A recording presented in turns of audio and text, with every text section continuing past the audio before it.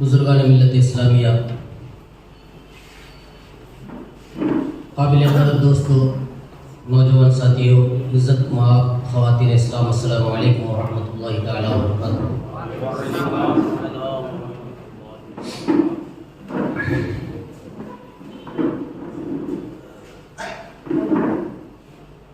الحمد للہ رب العالمین والعاقبۃ للمتقین والصلاة والسلام على اشرف الانبیاء والمرسلین وعلى آلہ الطیبین واصحابہ الطاہرین، اما بعد فاعوذ باللہ من الشیطان الرجیم، بسم اللہ الرحمن الرحیم، ذلک فضل اللہ یؤتیہ من یشاء۔ وقال نبینا صلی اللہ تعالی علیہ وسلم، ان اللہ یبعث لهذه الامة على راس كل 100 سنة من يجدد لها دینها۔ صدق اللہ ومولانا العظیم وصدق رسوله الرؤوف الرحیم الکریم، ونحن على ذلك لمن الشاہدین والشاکرین، والحمد للہ رب العالمین۔ بہت ہی کم وقت دیا گیا ہے، اس پر کچھ بولنا ہے۔ آئیے ہم اور آپ مل کر کے ایک مرتبہ اپنے آقا کی بارگاہ میں درود و سلام کا نذرانہ پیش کریں اور پڑھیں اللہم صلی علی سیدنا شفیعنا محمد وعلی آل سیدنا محمد بارک وسلم علیہ۔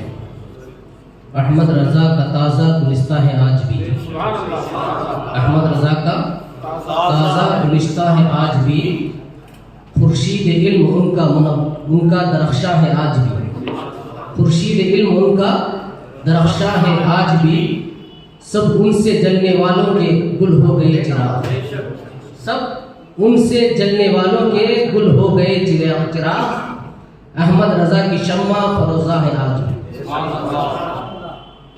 حضرات محترم، کچھ ضروری بات پہلے میں بتانا چاہتا ہوں کہ اس سے پہلے ایک مرتبہ اسی چنئی کی دھرتی پہ میں نے امام عشق و محبت کی بارگاہ میں خراج عقیدت پیش کیا تھا۔ اس میں کچھ لوگ ایسے بھی تھے جنہوں نے یہ کہا، اس میں نے ایک واقعہ بیان کیا تھا کہ اعلیٰ حضرت فاضل بریلوی رحمۃ اللہ علیہ خواب دیکھا ایک بزرگ کے بارے میں، پیر جماعت علی شاہ رحمۃ اللہ علیہ، انہوں نے خواب دیکھا، غوث اعظم کو دیکھا، ان سے پوچھا کہ آپ کا نائب اس وقت اس دنیا میں کون ہے؟ تو غوث اعظم نے فرمایا کہ وہ امام احمد رضا یہ ہے۔ صرف انہوں نے نہیں دیکھا، شیر محمد میاں شرف پوری رحمۃ اللہ علیہ انہوں نے بھی دیکھا، یہ بھی ثبوت ملتا ہے۔ اس پر چونکہ اعلیٰ حضرت نے فرمایا ہے، سنیت سے کھٹکے سب کی آنکھ میں، سنیت سے کھٹکے سب کی آنکھ میں، پھول ہو کر بن گئے کیا خار ہم؟ ارے میں تو پھول تھا لیکن سنیت پر استقامت ہونے کی وجہ سے، اصلی سنیت جہالت کا نام سنیت نہیں ہے۔ اعلیٰ حضرت اس قرن کے مجدد ہیں، لیکن جو لوگ جہالت کر رہے ہیں ان کو تو اعلیٰ حضرت پسند نہیں آئیں گے، کیونکہ ان کا قلعہ کما کرنے والے اعلیٰ حضرت تھے۔ تو انہوں نے کیا کہا، غلط میرے اسپیچ کو غلط پروپیگنڈا کر دیا کہ اعلیٰ حضرت غوث اعظم کے زمانے میں کہاں تھے۔ ارے میں کیا بولا، وہ کیا بولا؟ اس زمانے میں، اعلیٰ حضرت کے زمانے میں خواب کی بات ہے، یہ کیسے ہو سکتا ہے؟ ارے تم اپنے سٹیج میں ایک لفظ مقرر کو چڑھاتے ہو اور اس کو کہتے ہو نائب رسول، نائب رسول جو علم سے کورا ہے لیکن لفاظی کرتا ہے، مقرر بنا بیٹھا ہے، اس کو تم نائب رسول کہہ سکتے ہو، اس کو تم نائب رسول کہہ سکتے ہو، جن کو حضرتوں نے نہیں، اعلیٰ حضرتوں نے اعلیٰ حضرت کہا، جن کو مجدد میت حاضرہ، مجدد هذا القرن لقب دینے والے معمولی لوگ نہیں ہیں۔ ایک ذات کی بات کر رہا ہوں، کون ہے؟ حافظ کتب کثیرہ نہیں، حافظ کتب عدیدہ نہیں، بلکہ حافظ کتب حرم حضرت شیخ اسماعیل خلیل رحمت اللہ علیہ، بل اقول فرماتے ہیں بلکہ میں کہتا ہوں لو قیل فی حقہ انہ مجدد هذا القرن لکان صدقا وحقا، بلکہ اگر اعلیٰ حضرت کے حق میں، بلکہ میں یہ کہتا ہوں اگر اعلیٰ حضرت کے حق میں یہ کہا جائے کہ اس صدی کے مجدد ہیں تو یہ حق ہوتا ہے، یہ بات حق ہے، یہ بات سچی ہے۔ کون کہہ رہا ہے؟ حافظ کتب حرم، وہ کہہ رہے ہیں۔ اور پھر یہ بھی فرماتے ہیں نعرہ تکبیر، نعرہ رسالت، علماء اہل سنت،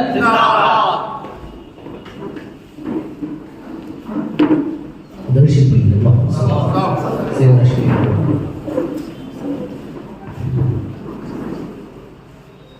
بلکہ آگے کیا کہتے ہیں؟ لیس علی اللہ بمستنکر ان یجمع العالم فی واحد۔ اعلیٰ حضرت صرف عاشق رسول کا نام نہیں ہے، بلکہ صرف چند کتاب لکھنے والے کا نام نہیں ہے، نعت لکھنے والے کا نام نہیں ہے، صرف فقیہ کا نام نہیں ہے، بلکہ اللہ تبارک و تعالیٰ کے لیے یہ بات محال نہیں ہے، اللہ کی بات سے بات بعید نہیں ہے کہ ایک ہی شخص میں سارے عالم کو اللہ پرو دے ڈال دے، تو اللہ کے لیے بھی چیز محال نہیں ہے۔ وہ ذات کس کی ذات ہے؟ یہ اعلیٰ حضرت فاضل بریلوی رحمۃ اللہ۔ تو ایک معمولی عالم جو سند حاصل کیا صحیح سے، اس کو اعراب تک نہیں معلوم، اس کو نائب رسول کہہ سکتے ہو، لیکن اعلیٰ حضرت نائب غوث اللہ کہتے تو تمہیں چڑھ لگ گئے۔ اللہ ہمیں سمجھنے کی توفیق عطا فرمائے۔ اعلیٰ حضرت مجدد کا بات حضور صلی اللہ علیہ وسلم ابو داؤد شریف میں فرماتے ہیں اللہ تعالیٰ ان اللہ یبعث لہذه الامہ علی راس کل 100 سنہ من یجدد لها دینہا۔ اللہ تبارک و تعالیٰ اس امت کے لیے ہر صدی کے شروع میں آخر میں بھی اس کا چرچا، علم کا چرچا، ایک مجدد کو پیدا فرماتا ہے، مجدد کو بھیجتا ہے جو دین کو تر و تازگی عطا فرماتا ہے، مردہ سنتوں کو زندہ فرماتا ہے۔ مجدد اعلیٰ حضرت کیسے مجدد تھے؟ عقائد میں جو بگاڑ پیدا ہوتے ہیں، حضور اکرم صلی اللہ علیہ وسلم نے ارشاد فرمایا نا، قیامت کے دن سیکون فی آخر الزمان دجالون کذابون یاتونکم من الاحادیث بما لم تسمعوا انتم ولا آباؤکم۔ قیامت کے قریب آخری زمانے میں کچھ دھوکہ دینے والے، جھوٹ بولنے والے ایسے لوگ ہوں گے جو ایسی باتیں تمہارے سامنے پیش کریں گے جو تم بھی نہ سنے ہوں گے، نہ تمہارے باپ دادا سنے ہوں گے۔ اب ہمیں کیا کرنا چاہیے؟ فَإِيَّاكُمْ وَإِيَّاكُمْ، تم ان سے دور رہو، تمہیں انگلی نہ نیچری کرے، اور گلی میں چری کرے، اور اگٹ اور پڑھاتے نہیں اگٹ بہت، اپنے پاس آنے نہ دو، ان سے دور رہو۔ لا یضلونکم ولا یفتنونکم، نہ تو تمہیں وہ گمراہ کرتے، نہ تو تمہیں فطرہ میں ڈال دے، تم ان سے دور رہو، ان کو اپنے پاس آنے سے۔ تو نئی نئی باتیں، کیا آپ نے اس سے پہلے کبھی سنا ہے کہ حضور کا خیال نماز میں آنا بیل گدے کے خیال سے بدتر؟ کسی نے اس سے پہلے؟ تو عقیدہ میں کیا آپ نے سنا کہ حضور کو ایسا علم ہر بچے کو، ہر پاگل کو، معاذ اللہ ہر جانور کو حاصل ہے؟ تو حضور کیا فرما رہے ہیں؟ ان سے دور، ان سے تم دور رہو، اور اپنے قریب بھی ان کو اپنے قریب بھی مت لاؤ، وہ بھی تمہارے قریب نہ ہے، تم بھی ان سے قریب نہ ہو۔ تو حضور اکرم صلی اللہ علیہ وسلم ایک تو عقائد میں، دوسرا اپنے آپ کو سنی کہلانے والے اہل جہل۔ آج جتنی بھی جہالت ہوتی ہے اس کو کہا جاتا ہے کہ بریلی، یہ جو ہے اہل سنت سے اس کا کوئی تعلق نہیں ہے. اس کا بیڑا غرق کیا ہے کس نے؟ یہ جاہل صوفیوں نے. اعلیٰ حضرت خود فرماتے ہیں اللہ تبارک و تعالیٰ کے ایک برگزیدہ بندے کون ہے؟ حضرت سری سقطی رضی اللہ تعالیٰ عنہ. جب جنید البغدادی رضی اللہ تعالیٰ عنہ کو دعائیہ کلمہ عطا فرماتے ہیں، کیا کہتے ہیں؟ جعلک اللہ صاحب الحدیث صوفیہ ولا جعلک صوفیا صاحب الحدیث. اللہ تبارک و تعالیٰ تمہیں حدیث والا یعنی علم عطا کرے صوفی بنا. ایسا نہیں کہ پہلے صوفی بنائے پھر اس کے بعد علم عطا کرے. امام غزالی رحمۃ اللہ تعالی علیہ فرماتے ہیں اشارہ الی من حصل الحدیث والعلم ثم تصوف افلح. کیا فرماتے ہیں؟ حضرت سری سقطی فرماتے ہیں کیا کس کی طرف اشارہ فرماتے ہیں؟ جس نے علم حدیث حاصل کیا پھر اس کے بعد تصوف اختیار کیا تو وہ کامیاب ہو گیا. اور جو ومن تصوف قبل العلم خاطر بنفسه، لیکن جو علامت خود لکھتے ہیں اس کا کون نقل فرماتے ہیں؟ امام غزالی کا احیاء علوم الدین میں نقل فرماتے ہیں جو علم حاصل کرنے سے پہلے تصوف اختیار کیا تو وہ بگڑنے کا اندیشہ ہے، اس کے عقائد خراب ہونے کا اندیشہ ہے. یہاں تک کہ شہاب الدین سہروردی رحمۃ اللہ علیہ فرماتے ہیں کلو حقیقت ردت الشریعہ فہی الزندقہ. ہر وہ حقیقت ہے نا، ہم حقیقت والے ہر وہ حقیقت جس کو شریعت رد کر دے وہ حقیقت نہیں ہے بلکہ وہ بے دینی ہے. وہ کیا ہے؟ بے دینی ہے. اللہ ایسے جاہل صوفیوں سے ہمیں محفوظ فرمائے. کیا کہتے ہیں؟ سجدے تعظیمی جائز. آدم علیہ السلام کو سجدہ ہوا، یوسف علیہ السلام کو سجدہ ہوا. چارٹ میں بولتا ہوں یوسف علیہ السلام کو سجدہ ہوا، لہذا ہمیں پیر کا سجدہ کرنا، اپنے بڑوں کا سجدہ کرنا، مزارات پہ سجدہ کرنا یہ ہمارے لیے جائز ہے. تو اور شریعت بات کس کی ہے؟ پہلے والی شریعت. اگر اس پر ہم عمل کریں تو آدم علیہ السلام کی شریعت میں بھائی بہن سے نکاح جائز تھا تو تم کر دو. بھائی بہن سے نکاح جائز تھا نا، کر سکتے نہیں کر سکتے. تو اب اس شریعت میں کیا ہے؟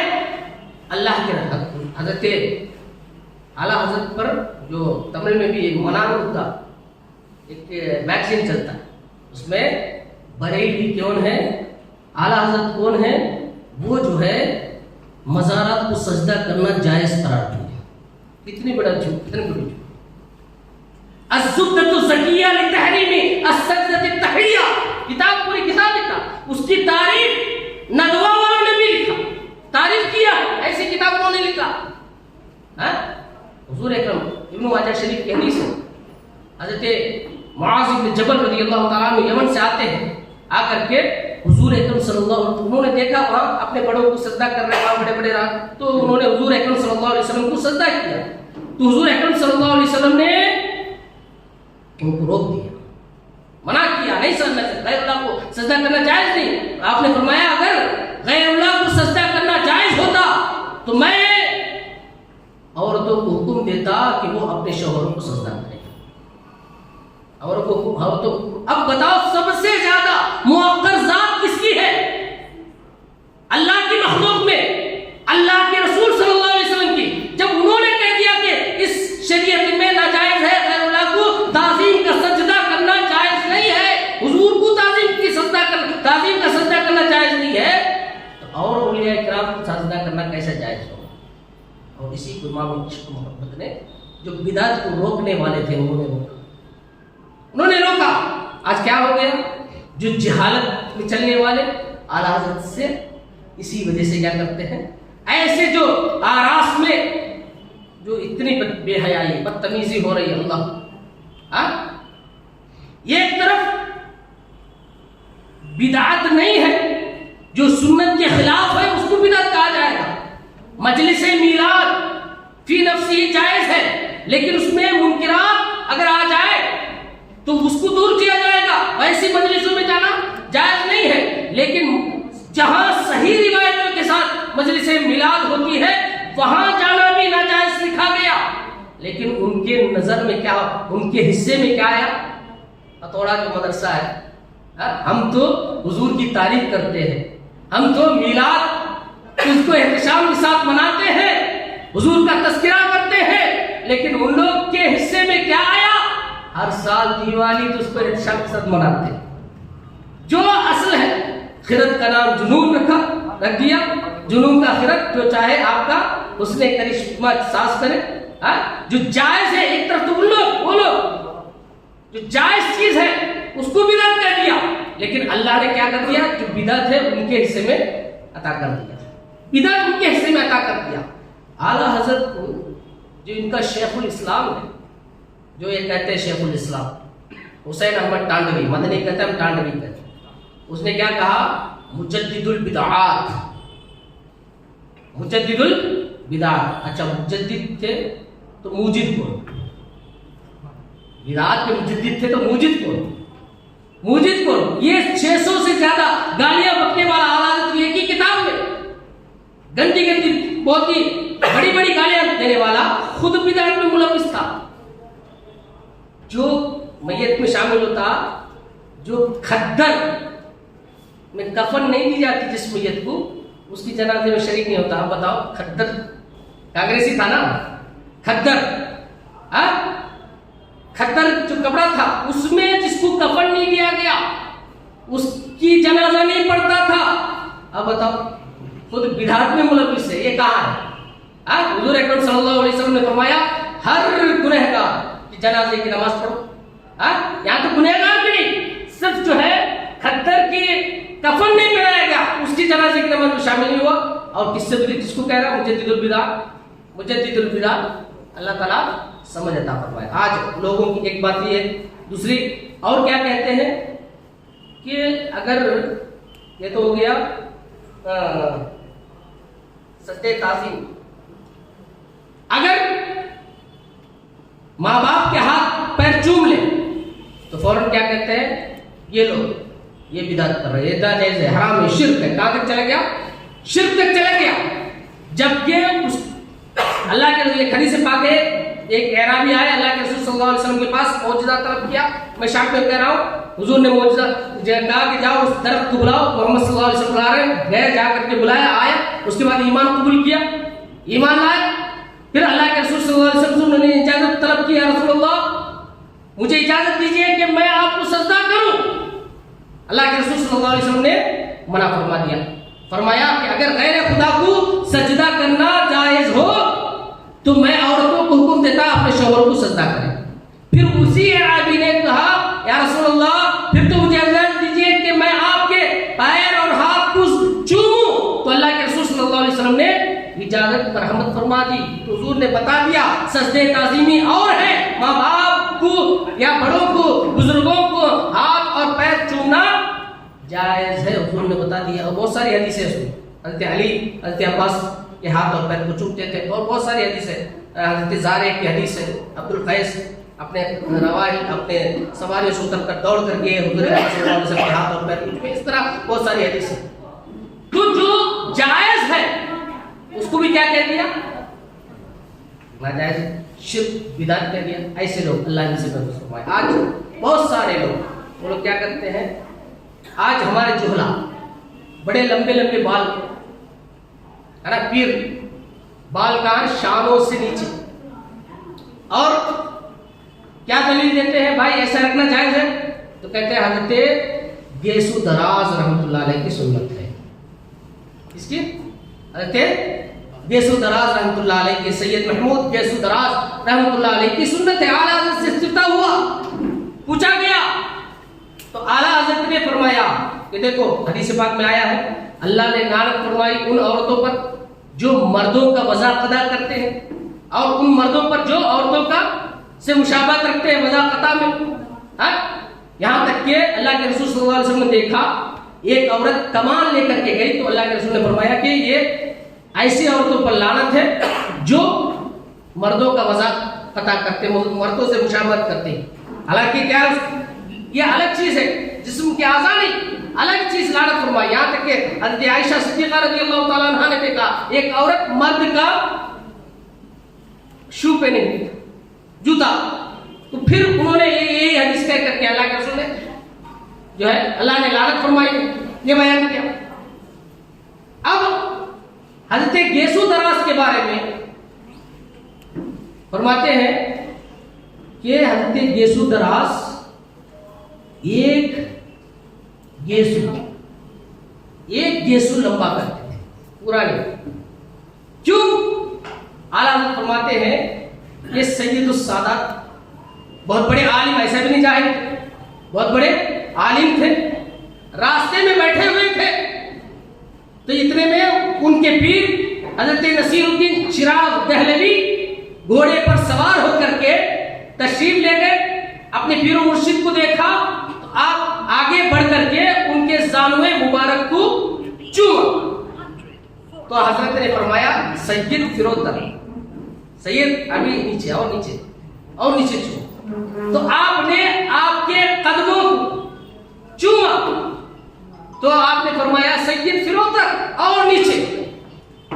تو پھر آپ نے گھوڑے کی سونگ جب چوما تو آپ کا جو گیسو کا ایک حصہ تھا حضرت کے پیر میں، پیر سے الجھ گیا تھا، یہ نصیر الدین چراغ دہلوی. تو پھر آپ نے فرمایا سید فرودر اور نیچے، تو آپ نے زمین کو چوما. چومنے کی وجہ سے زمین کو چوما، حضرت نے جو پیر ان کے قدموں کے نیچے تھا اس کو الگ کیا، پھر آگے بڑھ گئے.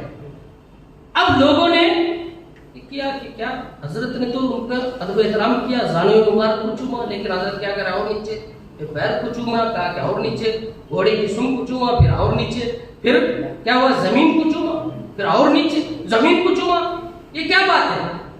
تو حضرت گیسو دراز نے فرمایا لوگ نہیں سمجھے حضرت کہ میں نے 4 بوسے لیے، 4 بوسوں میں میرے پیر و مرشد نے کیا عطا فرما دیا وہ نہیں سمجھے.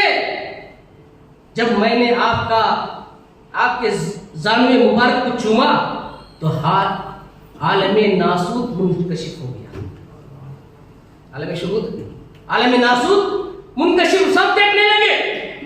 پھر اس کے بعد میں نے آپ کے قدموں کو چوما تو عالم ملکوت، فرشتوں کے جہاں جو ہے ہر اللہ کی رضا کی کوئی منو اچھے ہے نا، عالم ملکوت وہ منکشف ہو گیا. پھر میں گھوڑے کے سر کو چوما تو عالم جبروت، عالم ارواح و محبت وہ منکشف ہو گیا. پھر اس کے بعد جب میں زمین کو چوما تو عالم لاہوت منکشف ہو گیا، یعنی لامکان فنا فی اللہ کی منزل مجھے حاصل ہو گئی. فنا فی اللہ یہ بہت ہی کٹھن منزل ہے. تو لہذا جن گیسو کی برکت سے مجھے یہ انعامات ملے تھے، ایک گیسو الجھا ہوا تھا، انعامات ملے تھے، لہذا اس کو آپ کبھی کٹاتے نہیں تھے، اس کو دراز فرماتے تھے. اور اعلیٰ فرماتے ہیں یہ عورتوں سے مشابہ نہیں، کیونکہ عورتیں جو ہے صرف ایک گیسو کو لمبا نہیں کرتی. اچھا یہ تو ہو گیا ہمارے لیے دلیل، ہم تو مان لیں گے، لیکن وہ کیسے مانیں گے؟ وہ کیسے مانیں گے؟ اس کی کوئی دلیل ہے؟ اس کی کوئی قرآن حدیث سے کوئی دلیل ہے؟ تو آگے لکھتے ہیں اعلیٰ حضرت، یہاں صرف جو ہے فقط بندہ نہیں ہے، فقط بندہ نہیں، جب دلائل کے انبار لگانا ہوتا ہے. اعلیٰ حضرت کسی نے کہا نا ملک سخن کی شاعر، اعلیٰ حضرت نے خود فرمایا ملک سخن کی شاعر، تم کو رضا مسلم جس سمت آ گئے ہو سکے بٹھا دیے. آگے فرماتے ہیں جب طائف شریف فتح ہوئی، اذان ہوئی، بچے اس کی نقل کرنے لگے. ان میں سے ایک حضرت ابو محذورہ رضی اللہ تعالیٰ، انہوں نے بھی اذان کی نقل کی، ان کی آواز بہت اچھی تھی. اللہ کے رسول صلی اللہ علیہ وسلم ان کو بلا کر کے ان کے سر میں ہاتھ پھیر پیشانی مبارک میں تو اور ان کو ان کا مؤذن بنایا. تو ان کی والدہ نے برکت کے لیے جہاں اللہ کے رسول نے ہاتھ پھیرا تھا اس کو زندگی بھر کٹانے نہیں دیا اس بال کو. تو آپ کے بال مبارک جب آپ کھولتے زمین تک لٹکتے تھے تو یہ بھی مشابہت نہیں ہے عورتوں سے, تو ایسا کرنا جائز ہے. لیکن جو وضاحت میں ہر اعتبار سے عورتوں سے مشابہ کرے مرد, ان پر اللہ کی لعنت ہے. جو عورتوں سے جو عورت مردوں سے مشابہت کرے ان پر اللہ کی لعنت. آخری بات کیا کہتے ہیں, بہت کچھ بولنا تھا لیکن حضرت موجود ہے. ایک بات آج تمل میں بھی دیکھتے ہوں گے, سل کیا سواد آدھا سواد, سلعم سلم, سلعم سلم. تو یہ ایسا لکھنا جائز ہے کہ نہیں؟ بہت کچھ بڑے بڑے لوگ کیا کیوں, وقت بچ جاتا ہے, وقت بچ جاتا ہے, پیپر بچ جاتا ہے. جبکہ القلم احد اللسانین, آپ کی ضمیر کو اجاگر کرنے کے لیے, باہر لانے کے لیے ایک تو زبان ہوتی ہے اور دوسرا کیا قلم ہوتا ہے. اللہ تبارک و تعالی قرآن مجید میں فرماتا ہے ان اللہ و ملائکتہ یصلون علی النبی, یا ایھا الذین آمنوا, حکم دیتا ہے اب اے ایمان والو تم بھی اس رسول پر درود اور خوب سلام بھیجو. تو صرف سل, اگر کوئی کہہ دیا سل, سواد زبان سے کہہ دیا ہو جائے گا, درود ہو جائے گا. تو قلم میں بھی وہی بات. اعلیٰ حضرت لکھتے ہیں, حضرت امام طحطاوی رحمۃ اللہ تعالی علیہ, یہ بات بہت ضروری ہے آج بولنا. امام طحطاوی رحمۃ اللہ تعالی علیہ, من کتب علیہ السلام بالحمزہ والمیم یکفر, کیا لکھتے ہیں درر المختار کی حاشیے میں فتاوا تاتار خانیہ سے, کہتے ہیں تاتار خانیہ میں ہے, جس نے نبیوں کے ساتھ علیہ السلام لکھنے کے بجائے کیا لکھا, حمزہ اور میم. سورت کے حمزہ کی طرح میم عین کی جگہ کیا ہوتے ہیں, کافر ہو جائے گا. لأنه تخفیف, کیونکہ یہ تخفیف ہے, شان گھٹانا ہے. وہ تخفیف الانبیاء کفر, اور نبیوں کی تخفیف کرنا یہ کفر ہے. آج ایک نیا فتنہ شروع ہو گیا, ایک بڑی جماعت, سنیے نام میں ایک بڑی جماعت, اس کے ایک بڑے عالم, ایک طرف تو ایک عالم, وہ بھی بڑا عالم, بہت سارے لوگ یہاں موجود ہیں, وہ کیا کہتا ہے کہ اعلیٰ حضرت نے جو کفر کا فتویٰ دیا وہ ان کی تحقیق تھی, وہ بھی صحیح, اور جو ان کے اوپر کفر کا فتویٰ دیا گیا وہ لوگ بھی صحیح. یہ جو ہے نارتھ انڈیا کی لڑائی ہے. کیا ہے یہ نارتھ انڈیا کی لڑائی ہے. بریلی دیوبندی یہاں اس کا یہ نہیں ہے, وہ بھی رحمت اللہ علیہ, یہ بھی رحمت اللہ علیہ. یہ ایسا ہی ہے جیسے زمزم اور باقی نا کنواں مار دونوں برابر. کوئی اگر کہے زمزم اور کنواں برابر ہے, دونوں کا پانی برابر ہے. ایک عاشق رسول, ایک گستاخ رسول, ایک عاشق رسول, ایک گستاخ رسول. وہ تو کہتا ہے یہ بھی رحمت اللہ علیہ, وہ بھی رحمت اللہ علیہ. ایسے لوگوں سے بچو. پیری مریدی کرتے, پیری بہت سارے, وہ میں نام لینے نہ چاہتا ہوں, بہت پھیلا ہوا ہے تمل ناڈو. بلکہ زیادہ تر ان لوگوں کی تعریف ہوتی ہے دکھاوے کے لیے. اعلیٰ حضرت کو بھی کیا مانتے ہیں, لیکن وہ کیا کہتے ہیں, وہ مجدد نہیں ہے, وہ بلکہ عاشق رسول ہے, بس اتنا کہہ سکتے ہیں. مفتی تھے, عاشق رسول تھے. عاشق رسول پڑھو بھائی, ہم تو اس سے کہتے ہیں, وہ کہتے ہیں پڑھو.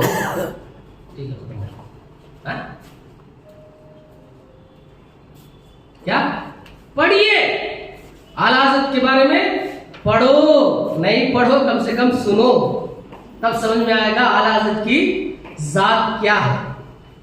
ایک طرف تو وہ, اور دوسری طرف یہ کیا کہتے ہیں کہ دوسری بہت بڑی جماعت, نام لینا نہیں چاہتا, اس کے بڑے عالم کیا کہتے ہیں کہ جو حضور کی, پہلے تو وہ ماننے کے لیے تیار نہیں, پھر جب بتایا گیا مان لی, لیکن نبی حضور کی گستاخی کرنے سے وہ کافر نہیں ہوتا ہے. میں نے ایک دلیل کہی، بہت ساری دلیلوں میں سے ایک دلیل تفسیر کبیر میں فخر الدین رازی رحمۃ اللہ علیہ کیا فرماتے ہیں کہ جس نے حضور اکرم صلی اللہ علیہ وسلم کے نالین مبارک کی توہین کی وہ کافر ہے. حضور اکرم صلی اللہ تعالی علیہ وسلم کے شعر مبارک کی توہین کی وہ کافر ہے. تو فوراً اس میں سے ایک بڑے عالم وہ کیا کہتے ہیں، یہ صرف امام فخر الدین رازی رحمۃ اللہ علیہ کا قول ہے، یہ فتویٰ نہیں ہے. کیا ہے؟ فتویٰ نہیں ہے. بتا رہا ہوں فتویٰ کیا کہہ رہے ہیں، مانتے ہیں گستاخی. علامہ طحطاوی رحمۃ اللہ علیہ کیا فرماتے ہیں کہ علیہ السلام حمزہ اور میم لکھے تو وہ کافر ہو جائے گا، کیونکہ یہ نبی کی شان گھٹانا ہے. انبیاء اکرام علیہ السلام جن کے صدقے نبوت ملی، امام الانبیاء کی شان میں اگر کوئی کہے تو اعلیٰ حضرت فرماتے ہیں یہ فتویٰ کب ہے، یہ بھی بات سمجھ، جو آدمی تخفیف کے طور پر کہتا ہے، تخفیف کے طور پر کہتا ہے تب وہ کافر ہے. جہالت میں کہتا ہے اور ایسے ہی کاہلی میں لکھ دیتا ہے تو اس وقت اسے کفر کا فتویٰ نہیں دیا جائے گا. پھر آپ قرآن سے ایک دلیل پیش کرتے ہیں. بنی اسرائیل بیت المقدس میں داخل ہونے کے وقت اللہ نے حکم دیا تھا قولوا حطۃ، ہمارے گناہ معاف کیے جائیں. تو انہوں نے کیا کہا، حنطۃ، کیا ہمیں گیہوں کا دانہ ملے. حالانکہ یہ کیا ہے، ایک نعمت کے بدلے دوسری نعمت. تو اللہ نے کیا فرمایا، فبدل الذین ظلموا قولا غیر الذی قیل لهم، وانزلنا علیہم رجزا وانزلنا علی الذین ظلموا رجزا. اللہ فرماتا ہے جو انہوں نے ان کو جو حکم دیا گیا اس کو انہوں نے کیا کر دیا، ظلم کرنے والوں نے بدل دیا. جو قول کہنے کے لیے کہا گیا اس کو بدل دیا. تو ہم نے ان کے فسق کی وجہ سے ہم نے آسمان سے ان پر عذاب نازل فرما دیا. تو ویسے ہی اللہ تب اس زمرے میں آ جائے گا کہیں ایسے ہم بھی نہ پھنس جائیں. اللہ نے فرمایا کہ یا ایھا الذین آمنوا صلوا علیہ، اللہ بھی درود پڑھتا ہے، تم بھی درود پڑھو اور سلام بھیجو. اور جو قلم ہے یہ دو زبانوں میں سے ایک زبان ہے، تو لہذا لکھتے وقت بھی تمہیں کیا کرنا چاہیے، صلی اللہ علیہ وسلم پوری طرح لکھنا چاہیے. نعرہ تکبیر، نعرہ رسالت.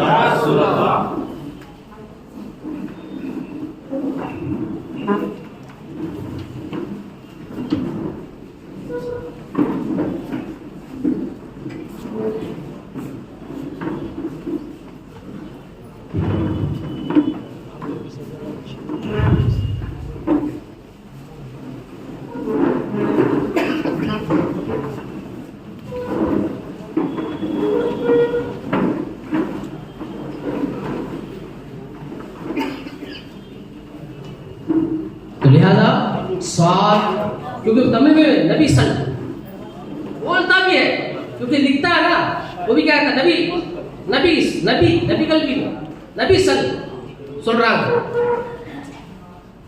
اس میں سن، کیوں بولنے سے ایسے ہی کیا ہے صحابہ کے ساتھ رحمت اللہ علیہ پورا رحیم رضی اللہ عنہ پورا لکھنا، اولیاء کے ساتھ رحمت اللہ علیہ پورا لکھنا، ورنہ صرف رح لکھ دیا، رضی لکھ دیا تو کیا ہے، یہ مکروہ ہے.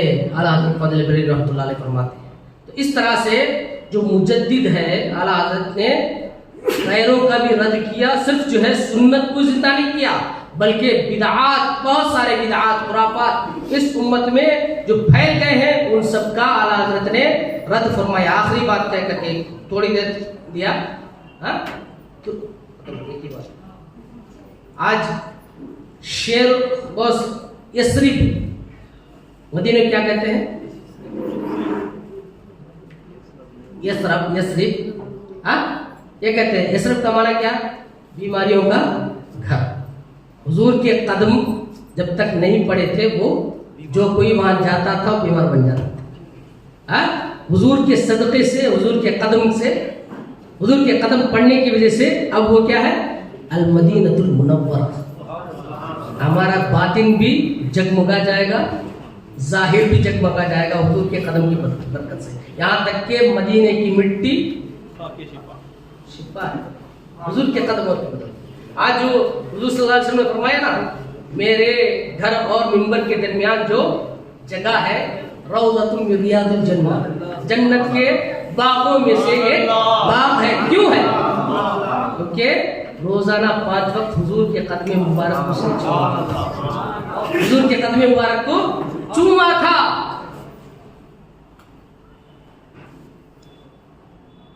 حضور نے فرمایا من قال للمدینۃ یثرب یا یثرب فلیستغفر ہی طابہ ہی طابہ.